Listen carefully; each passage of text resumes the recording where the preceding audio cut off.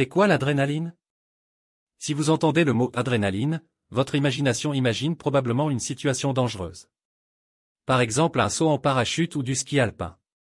On dit souvent, je veux de l'adrénaline, c'est-à-dire un besoin de sensations fortes. Mais pourquoi sont-elles nécessaires? Ne voulons-nous pas vraiment vivre en paix? Il s'avère que non. Découvrons-le. Un peu d'histoire. Le concept même d'adrénaline remonte au mot latin surrénalien et signifie « situé au-dessus des reins », indiquant le lieu de formation de cette hormone. Le psychologue français Alfred Vulpian a été le premier à parler d'adrénaline. C'était en 1856. En 1886, William Batt écrivit dans le New York Medical Journal la découverte d'une nouvelle substance produite dans les glandes surrénales. Ses propriétés pharmacologiques prononcées ont été établies en 1893 par les physiologistes George Oliver et Edward Schaeffer. En 1895, cela fut confirmé par le physiologiste polonais Napoléon Cybulski. En 1897, John Jacob Abel tenta d'obtenir l'adrénaline sous sa forme pure et lui donna le nom d'épinéphrine, encore utilisé aujourd'hui. La synthèse de l'adrénaline a été réalisée et décrite en 1904 par Friedrich Stolz. Et l'adrénaline fut la première hormone obtenue sous sa forme pure. Physiologie. D'un point de vue physiologique, l'adrénaline est une substance biologiquement active qui est libérée dans le sang en cas de stress. Cette hormone est produite dans le cortex surrénalien. Cependant, les récepteurs d'adrénaline sont situés dans presque tous les tissus du corps. Le stress est présent dans nos vies à un degré ou à un autre presque tout le temps. Car il s'agit d'une réaction neuro-hormonale du corps à l'influence de facteurs extrêmes. À la fois physique, douleur, froid, et psychologique, joie ou danger.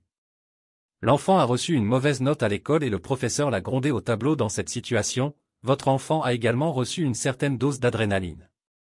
Il s'avère que l'adrénaline, en tant que réaction physiologique au stress, est constamment présente dans notre corps. Cependant, sa quantité varie en fonction du degré de vos expériences. Pourquoi l'adrénaline?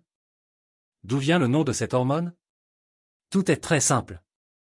Comme déjà mentionné, l'adrénaline est une hormone des glandes surrénales. Et en anglais le mot surrénalien sonne comme adrénal, ce qui donne le nom à cette hormone. Comme tous les processus de notre corps, l'adrénaline joue un certain rôle, sa fonction principale est la mobilisation. Dans les situations stressantes, l'adrénaline mobilise toutes les forces du corps pour se défendre.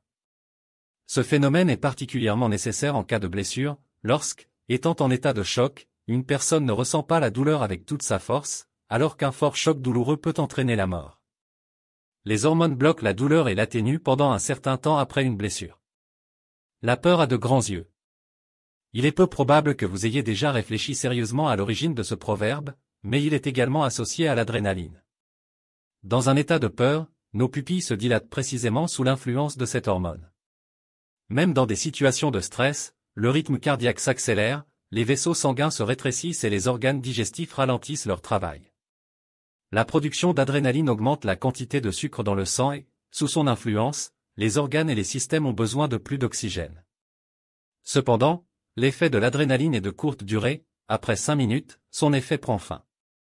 Cela s'explique par le fait qu'en réponse à la libération d'adrénaline dans le corps, les systèmes permettant son inactivation sont activés. Adrénaline et humeur. Il semble que je me suis levé du mauvais pied aujourd'hui. Le temps est mauvais dehors, c'est ce qui cause la dépression. C'est ainsi que nous essayons souvent d'expliquer notre mauvaise humeur. Mais tout dans la vie n'est pas accidentel, et la racine d'une bonne ou d'une mauvaise humeur réside avant tout dans notre corps, ou plutôt dans les hormones. L'un des régulateurs de nos émotions est l'adrénaline. Chaque personne a sa propre échelle d'émotions. C'est-à-dire que chacun ressent quand et combien d'adrénaline il a besoin. En fonction de cela, il se comporte d'une certaine manière. Gardez à l'esprit qu'une absence prolongée d'adrénaline peut déclencher le développement d'une dépression. Par conséquent, si vous sentez que vous ne voulez rien faire pendant une journée consécutive, ressaisissez-vous de toute urgence et allez, où? Chacun doit décider pour lui-même. Le meilleur remède est peut-être le sport.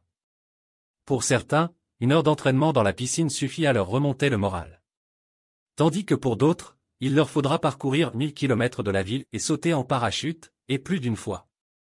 Dans tous les cas, vous ressentirez immédiatement une amélioration de votre humeur et un élan de vitalité et d'énergie. Vous êtes peut-être fatigué physiquement, mais certainement pas émotionnellement. Il existe un type particulier de personnes que l'on appelle les accros émotionnels, car ils ont besoin d'adrénaline en grande quantité et sont donc constamment à la recherche d'aventures par eux-mêmes. Conduire une voiture à une vitesse vertigineuse, grimper au sommet, prendre des risques et encore des risques, c'est juste leur style. Régime d'adrénaline. Il existe un type de récepteurs adrénergiques dont la mise en marche favorise la dégradation du tissu adipeux. C'est pourquoi les personnes trop émotives sont généralement minces, mais s'il n'y a pas suffisamment de telles structures, le tissu adipeux commence à s'accumuler. Actuellement, les scientifiques développent des médicaments basés sur ce principe d'interaction avec les récepteurs adrénergiques. Source d'adrénaline. Des sensations très fortes, accompagnées de la production de fortes doses d'adrénaline, sont toujours stockées dans notre mémoire. La production de cette hormone est principalement favorisée par les sports, notamment les sports dangereux, ainsi que les voyages, les jeux de hasard, cartes, roulettes, etc. Les hommes d'affaires sont également très souvent confrontés à un état émotionnel similaire. Car leurs activités professionnelles comportent des risques constants. Dans ce cas, il s'agit de risques financiers, ils ne constituent pas une menace pour la santé et la vie, mais de telles situations stressantes contribuent à la libération de fortes doses d'adrénaline. Plusieurs métiers peuvent aussi être qualifiés d'adrénaline, pompiers, chirurgiens, journalistes, etc. Les accros émotionnels, dont nous avons déjà parlé, choisissent souvent eux-mêmes ces métiers particuliers, car la présence constante d'adrénaline est vitale pour eux. L'adrénaline est une hormone très importante et très nécessaire. C'est une sorte de dopage et une source d'énergie. Sans elle, notre vie serait ennuyeuse et sans intérêt.